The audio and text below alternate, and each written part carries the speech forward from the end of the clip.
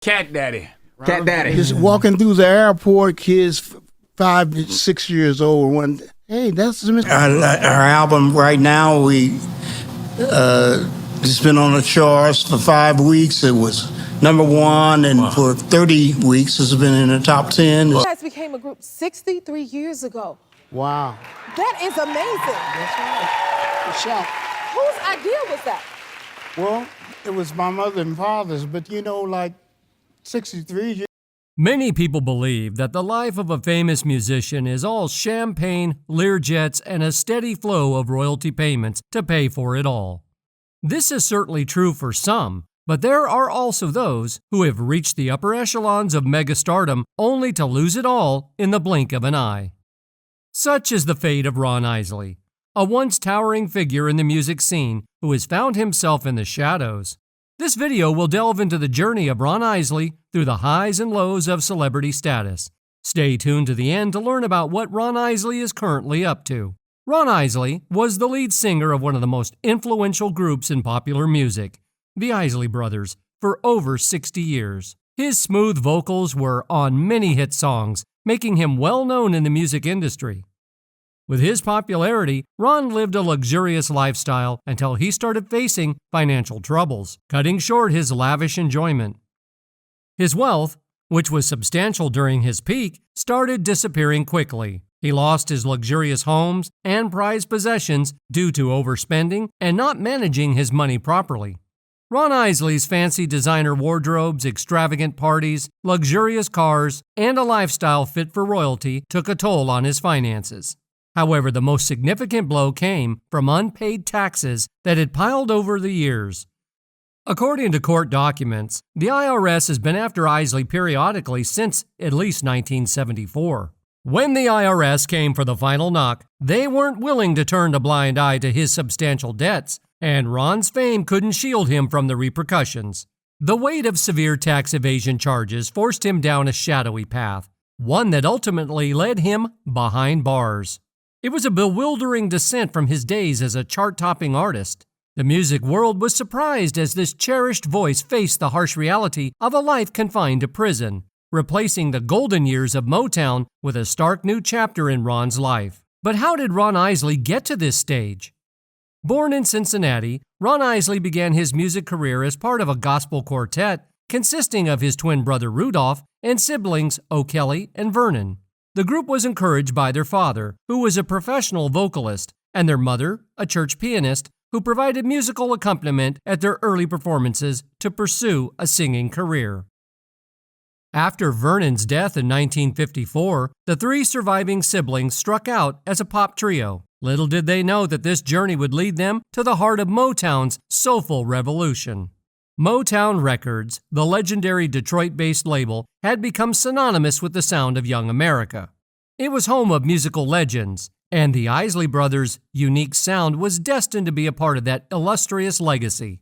Following several unsuccessful records, they finally achieved their first recognition with a raucous gospel-tinged Shout in 1960 on the RCA Victor label. Although a minor hit when it was released, Shout gained new life later on when it was featured in the 1978 movie National Lampoon's Animal House. Since then, it's been a staple of oldies radio stations and has even been a jingle for a fabric cleaner of the same name. I mean, it really felt great, you know. We didn't know it was going to last This long. That's right. Because nobody knows that. Still, success eluded the Isleys, and only after they left RCA in 1962 did they again have another hit, this time with their seminal cover of the Top Notes, Twist and Shout, which was later rendered by the Beatles, making it a huge commercial success. During a 1964 tour, they recruited a young guitarist named Jimmy James to play in their backing band.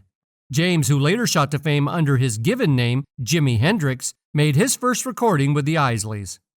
Y'all had called Twist and Shout, and he started playing it. I said, oh my, you know, we had it right away. They signed with Motown subsidiary Tamla in 1965, where they joined forces with the famed Holland Dozier Holland writing and production team. Their first single the shimmering "This Old Heart of Mine Is Weak for You" was their finest moment yet and barely missed the pop top 10.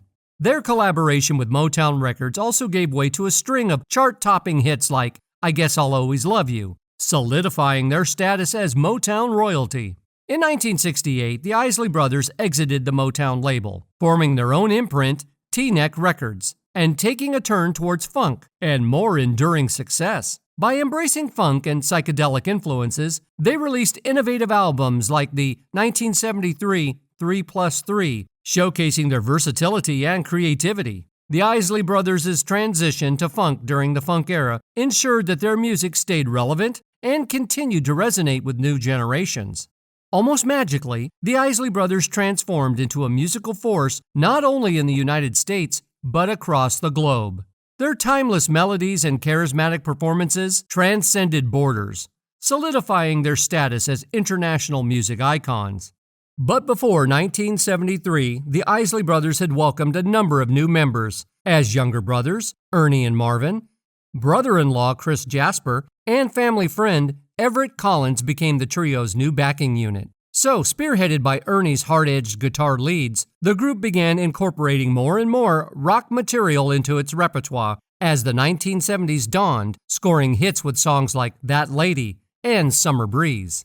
While the Isleys' popularity continued into the 1980s, Ernie and Marvin, along with Chris Jasper, defected in 1984 to form their own group, Isley Jasper Isley. On March 31, 1986, O'Kelly died of a heart attack. Rudolph soon left to join the ministry. The group continued on, now numbering Ron and Ernie since Marvin died in 2010.